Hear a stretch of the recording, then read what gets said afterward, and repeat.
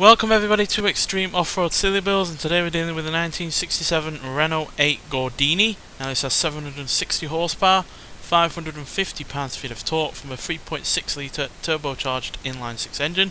The car itself now weighs 2,050 pounds, has off-road tyres, all-wheel drive and off-road suspension, and it can now do 0 to 60 in 4.551 seconds, 0 to 100 in 9.329 seconds, and going to a top speed of 188 miles an hour. So yeah, I do apologise that the thumbnail for the car isn't there at the moment. Forza is having a bit of an off day today with a lot of connection issues, saving low times and crashes. So yeah, and the thumbnail's disappearing is just another issue that's going on at the moment. But yeah, handling isn't too great on this car, but braking, off-road ability, launch, acceleration and speed are all good.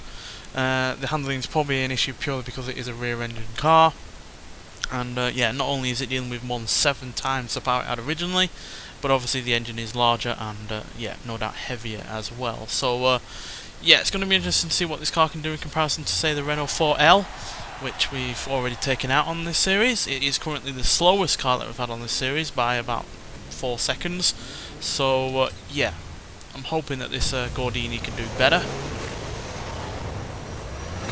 Yeah, on the whole I do love both Renaults, but no doubt that 4L could have been a lot quicker, but had a lot of things going against it. So yeah, and obviously this with its rear engine layout is even more mainstream than the 4L's front engine layout, so that could well prove disadvantageous. So I guess we'll have to see, because we have had some cars have a massive amount of oversteer in certain corners.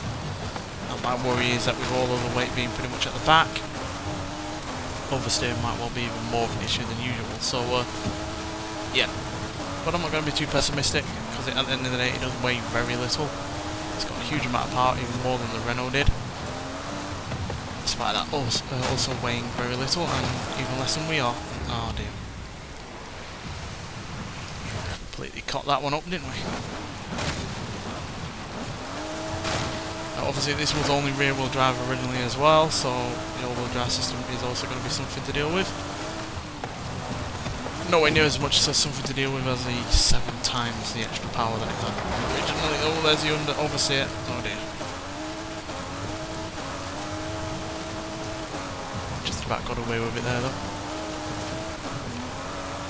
Definitely feel that there's a lot of weight at the back trying to swing the rear around. Bit of a bouncing landing there, felt like a bouncing bomb then, up and down.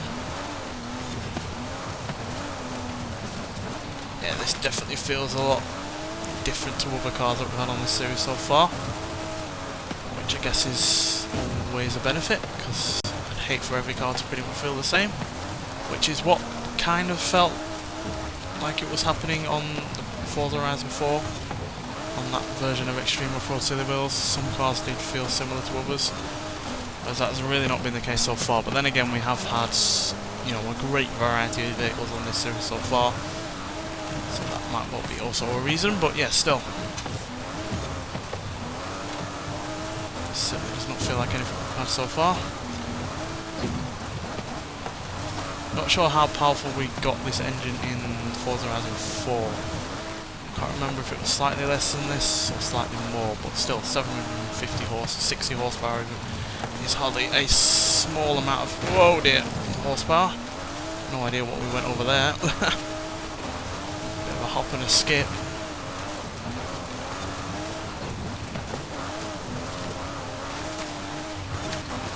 This is feeling very frantic, very manic.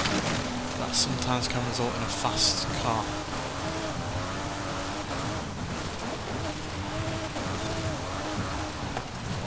It's very bouncy.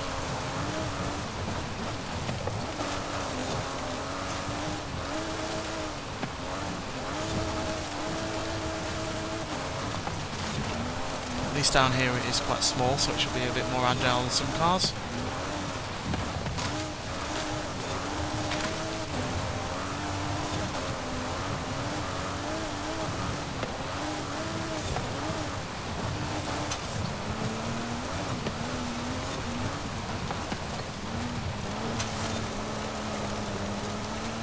Come up to final corner.